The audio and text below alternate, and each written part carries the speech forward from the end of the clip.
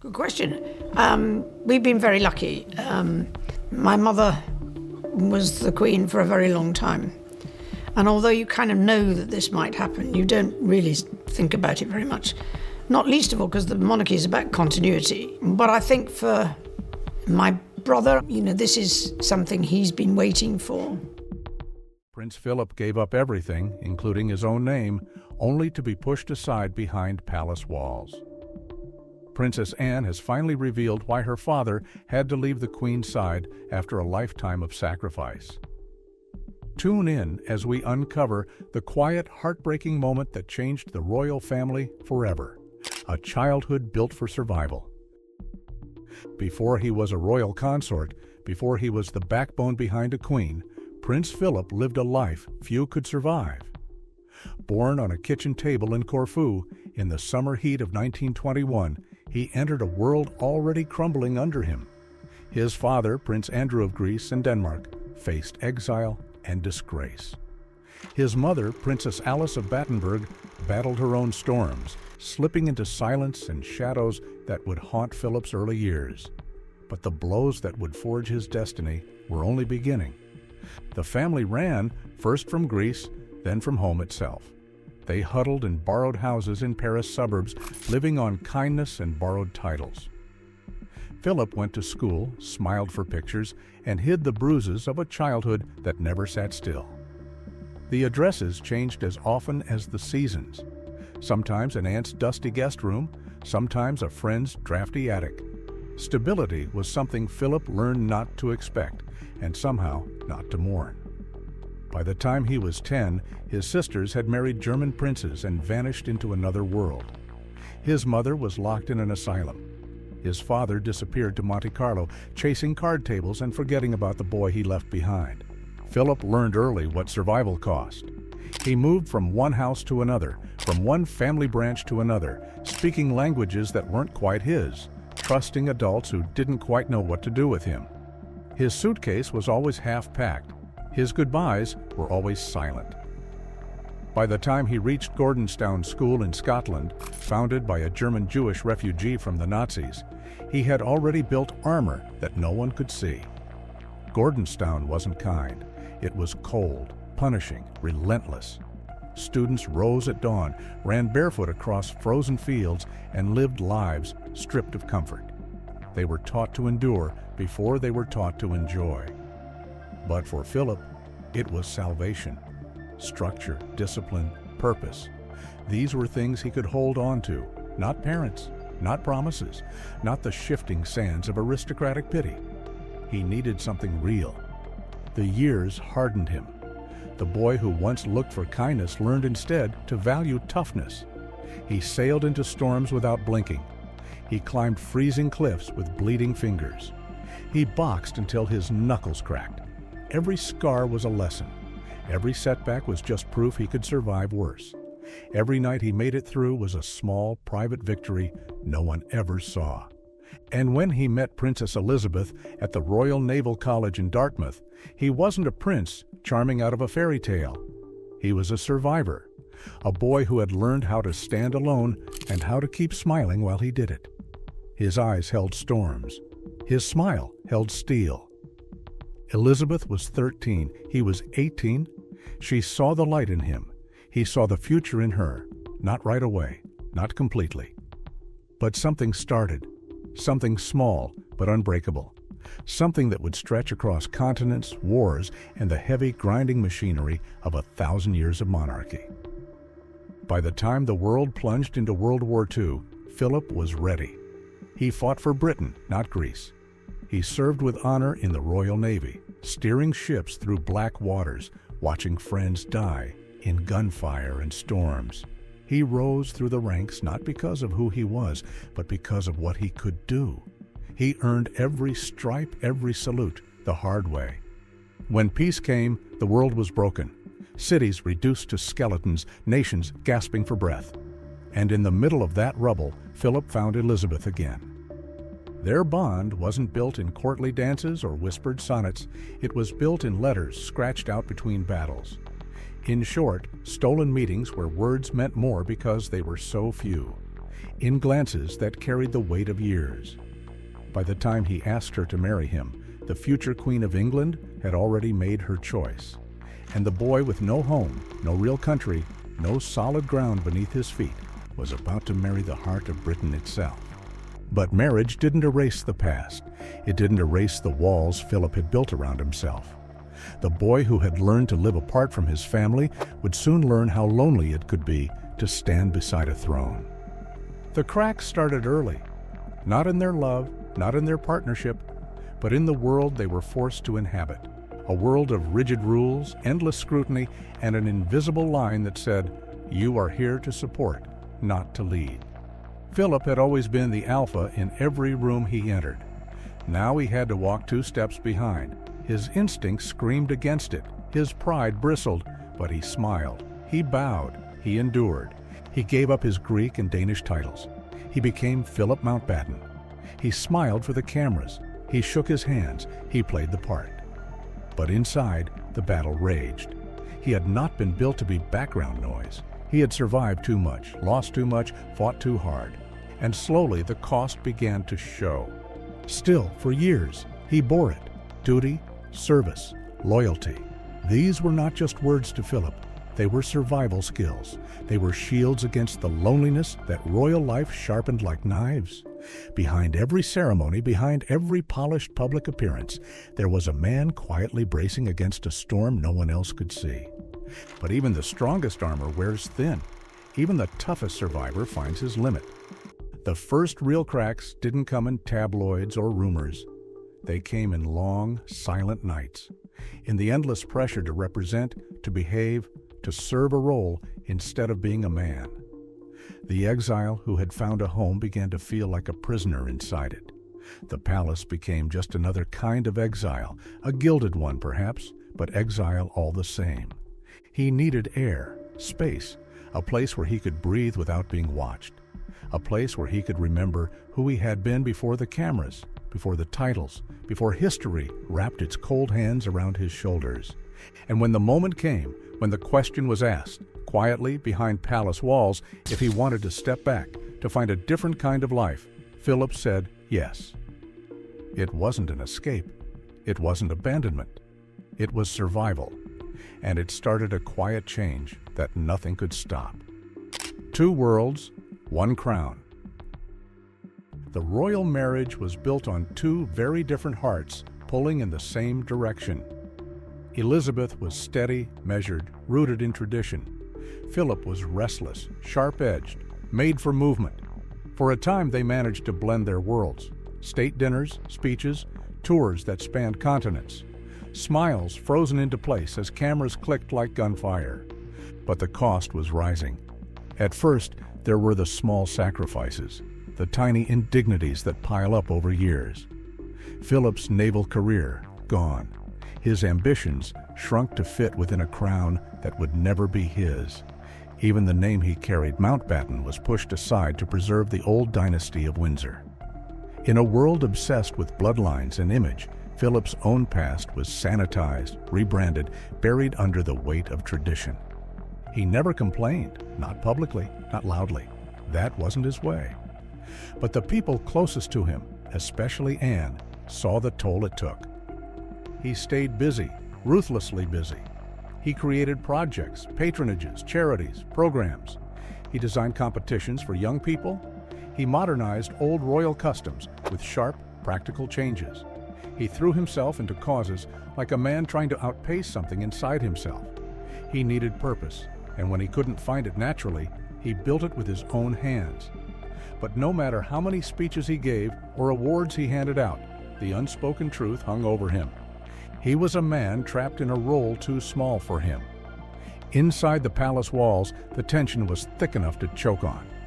Philip bristled under the endless protocols, the red carpets, the tightly choreographed appearances, the endless polite small talk with strangers who bowed but never truly saw him. He was expected to wear a mask every day, and some days it fit worse than others. And the Queen, dutiful, careful, measured, carried her own burden. She loved him, but she loved the crown too, and there were days when those 2 loves collided in ways neither of them could fix. Duty and love don't always walk in step. Anne saw it early, long before the world whispered about cracks and scandals. She saw the moments when her father would fall silent at dinner, staring past the chandeliers and crystal glasses like he was somewhere else entirely. She saw the way her mother would gently touch his hand under the table, a silent apology for a life neither of them could change. She saw the invisible walls that duty built between them. It wasn't about arguments. It wasn't about betrayal. It was about sacrifice. Philip had given up his name, his country, his career, and even his children's surnames.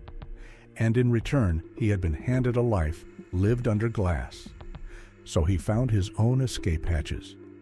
Carriage driving through the muddy tracks of Windsor, painting wild landscapes no one ever bought. Long, brutal walks alone through the grounds of Balmoral, where the Scottish winds could strip a man down to nothing and rebuild him again. He built his own world within the golden cage, carving out corners of freedom wherever he could. But it wasn't enough. By the time he reached his late 80s, the machine of royal life had worn him down to the bone. Public engagements turned into marathons. Health scares became regular footnotes. The endless line of official events blurred into a gray smear. The bright spark that had once made him the liveliest man in the room began to flicker. And through it all, the man who had once danced and laughed and roared with life grew quieter, smaller, more inward. Anne understood. More than anyone, she understood. She was the one who had inherited his iron will, his stubbornness, his fierce need for independence. She knew that if he didn't step away soon, the man behind the titles would vanish completely. She feared that if he kept bowing to the endless grind of royal life, there would be nothing left of the father she had loved so fiercely as a child. The Queen knew it too. The woman who had built her life around duty saw the cost it was taking on the man she had loved across wars, continents, and decades. She knew him better than anyone else could, and she knew he needed something royal life could never give, a little space to be human again. And so, without fanfare, without public spectacle, they made a decision. Philip would leave London behind, not out of anger, not out of resentment, but out of necessity. He would retreat to Wood Farm, a quiet cottage tucked away on the Sandringham estate. No guards marching outside, no courtiers whispering behind closed doors, no velvet ropes or endless ceremonies, just space. Silence. A place where he could be Prince Philip again, not the Duke of Edinburgh, not the Queen's consort, just Philip. It was not a separation of hearts. It was a separation from the machinery that had chewed through decades of their lives. Anne later said that it was one of the kindest gifts her parents ever gave each other. Freedom wrapped in understanding. A love strong enough to let go when holding on would only cause more pain. The public, of course, didn't understand. Rumors flew, stories sprouted like weeds. They said Philip had grown tired of royal life. They said he wanted his own space. They said he had moved out. They missed the truth entirely. Philip hadn't left the Queen. He had simply stepped back from the glare, the pressure, the endless noise. He had chosen at last to live the final chapters of his life on his own terms. At Wood Farm, he found a peace that had eluded him for decades. He painted. He read books that had nothing to do with politics or power. He tended to his own land, cooked his own meals, cleaned his own rooms. He lived simply, proudly, privately. For the first time since boyhood, he was just a man again. The Queen visited often. Quiet visits, without trumpets or fanfare.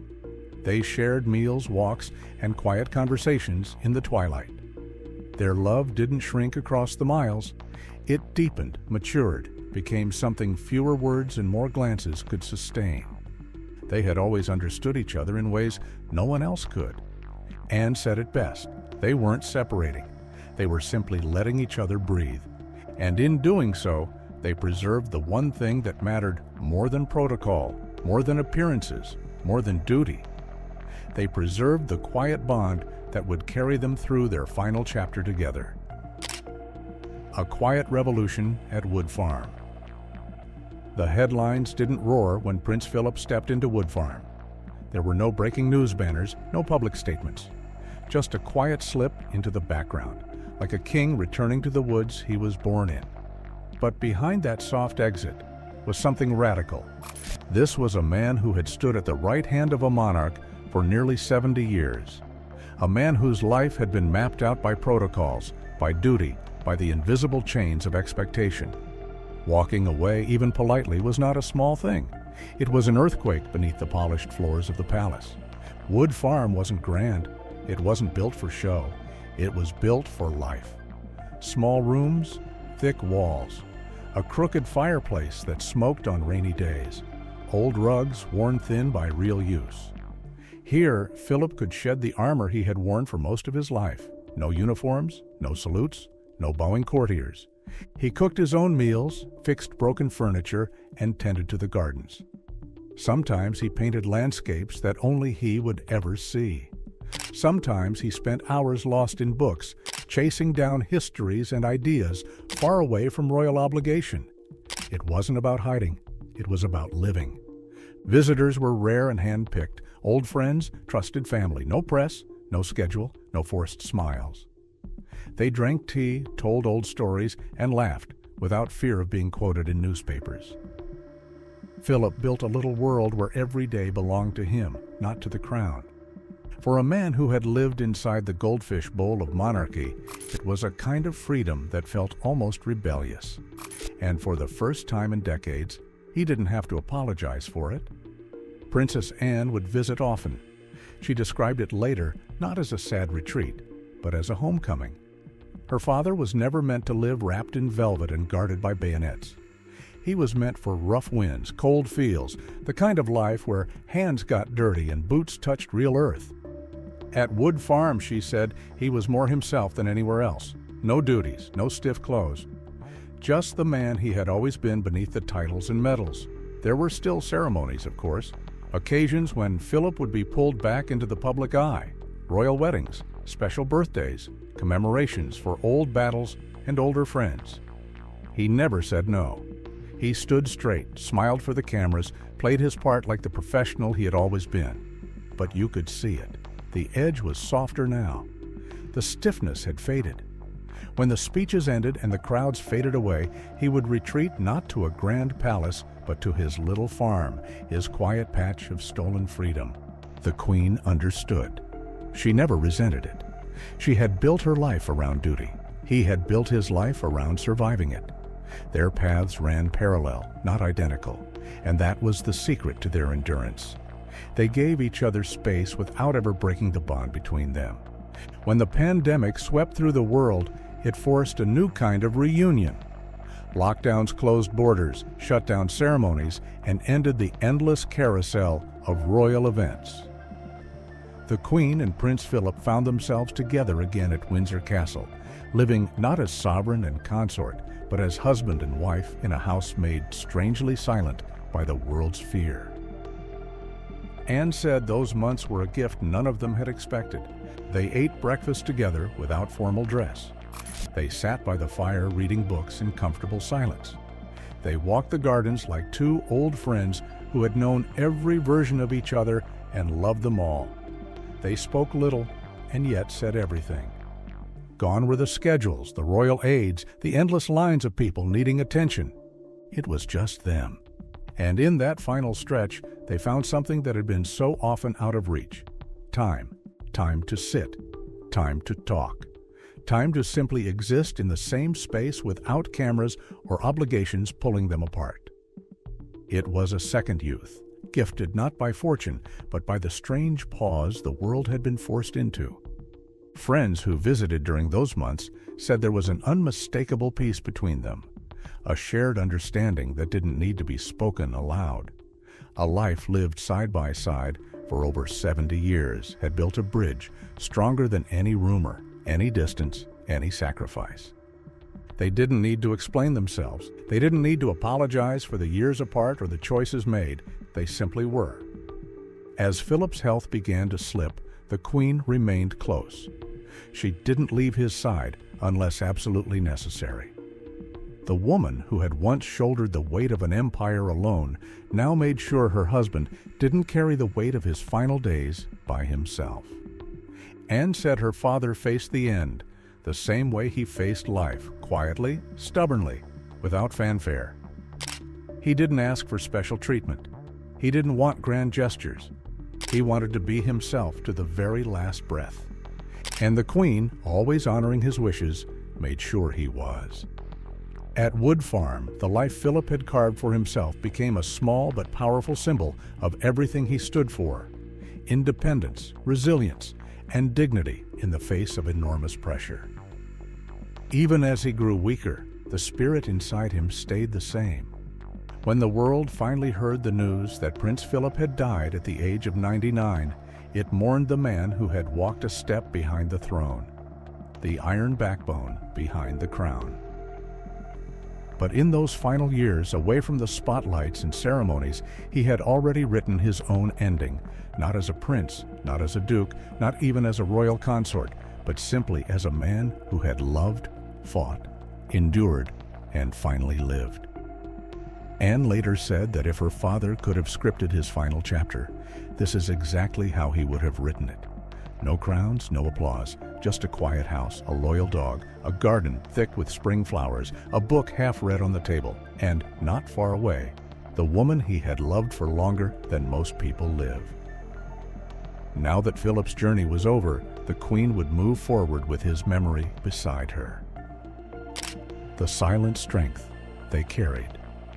When Prince Philip's funeral took place at Windsor Castle, it was the stripped-down ceremony he had quietly wished for. No grand processions, no state funeral filled with blaring horns and endless titles. Just family, just silence, just a man being remembered for who he was, not the roles he had worn. He had requested that his coffin be carried not by royal guards decked in glittering medals, but by Royal Marines, the men he had served beside, men who knew what it meant to earn their place through sweat and sacrifice. His final journey was carried out without the heavy trappings of monarchy, almost defiant in its simplicity. Even in death, he had chosen a path that felt more like him and less like the gilded expectations others tried to drape over his life. Inside the chapel, the Queen sat alone, her figure small and solemn beneath the vaulted ceilings. It was an image burned into the memory of everyone who saw it, a monarch mourning not as a sovereign, but as a wife. Decades of shared life, loss, laughter, duty, and sacrifice collapsed into that one silent moment. It wasn't just the loss of a consort. It was the loss of the one person who had understood every unspoken burden she had carried for nearly 3/4 of a century. The funeral was not a goodbye filled with tearful speeches or declarations. That was never their way. Their bond was deeper, quieter, built over a lifetime of enduring storms side by side. They didn't need grand words. The silence was enough. In the days that followed, tributes poured in from around the world. Heads of state, fellow royals, and countless citizens sent their condolences. They spoke of Philip's sharp wit, his iron loyalty, his unbreakable sense of duty. But those who knew him best spoke of the man hidden behind the titles. The man who could fix a broken engine with his own 2 hands. The man who painted watercolors in the early mornings and cracked jokes dry enough to cut stone. Anne spoke carefully when she addressed the public. She didn't offer sweeping eulogies. Instead, she described her father with the quiet, steel-edged affection of someone who understood him beyond the image. He had been, she said, an anchor, not always easy, not always soft, but steady and true when it mattered most. The royal family, so often guarded, allowed rare glimpses into the grief that wrapped around them. Charles spoke of missing his father's voice, his counsel, his laughter. Edward reflected on the lessons of perseverance Philip had passed down without fanfare. Even Andrew, often criticized and questioned, spoke movingly about the immense gap Philip's absence left behind. But it was Anne who seemed to grasp the full picture. She understood that Philip's life had never truly belonged to himself. From the moment he was exiled as a child to the day he married into the most scrutinized family on earth, he had lived for others. His sacrifices had been made quietly, deliberately, without the expectation of praise. And now, with his death, the full weight of those sacrifices finally came into view. At Wood Farm, the rooms he had left behind remained almost untouched. His favorite chair by the fire, his books lined up in careful rows, a pair of muddy boots by the back door. The simplicity of it all spoke louder than any royal decree. It was a life stripped of artifice, pared down to the essentials: love, loyalty, and hard-earned peace. The Queen returned to her duties with the stoic grace that had defined her reign. But those close to her noticed the difference: a quietness deeper than before, a weariness around the edges. She had lost not just a partner in ceremony, but a partner in life. The one person who could tease her, challenge her, stand beside her without flinching.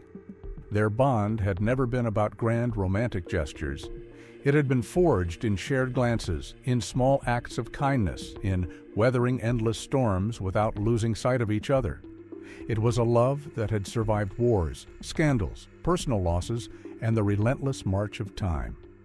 And it was a love that had understood that sometimes the greatest act of devotion is letting the one you love step away when they need to breathe. Anne later shared that in her father's final years, he had found exactly what he needed. Not endless applause, not constant recognition, but the chance to simply exist, to watch the seasons change, to hear the wind in the fields, to sit by a fire without the weight of history pressing on his shoulders. And in those quiet days, he found a peace that few ever glimpse. Even now, Wood Farm remains a quiet monument to that choice, a place where a prince became a man again, where duty finally made room for dignity, where the noise of the world faded into the hush of open fields and wide skies. The lessons he left behind were not written down in royal manifestos or carved into marble. They were carried in the way his children spoke of him, in the way the Queen smiled when remembering his stubbornness, his humor, his fierce pride. He taught them that survival isn't about clinging to titles or chasing glory. It's about knowing when to fight, when to endure, and when to let go. And most importantly, he showed them that love, real love, is not a chain, but a shelter. Even in their final parting, Philip and Elizabeth remained true to that idea. Their separation in the later years was not a rupture, but a recognition, a rare understanding that sometimes loving someone means stepping back and letting them live freely. Anne's revelation about why her father had left wasn't about scandal or sadness. It was about love in its purest, hardest form, the kind that respects the needs of the soul over the demands of ceremony. It was about a man who had served faithfully, loved deeply, and when the time came, had chosen to live quietly, and a queen who had loved him enough to let him. What if the real story behind Prince Philip's quiet departure wasn't about leaving the Queen, but about finding the only freedom he ever truly owned? Leave your thoughts in the comments, like and subscribe for more.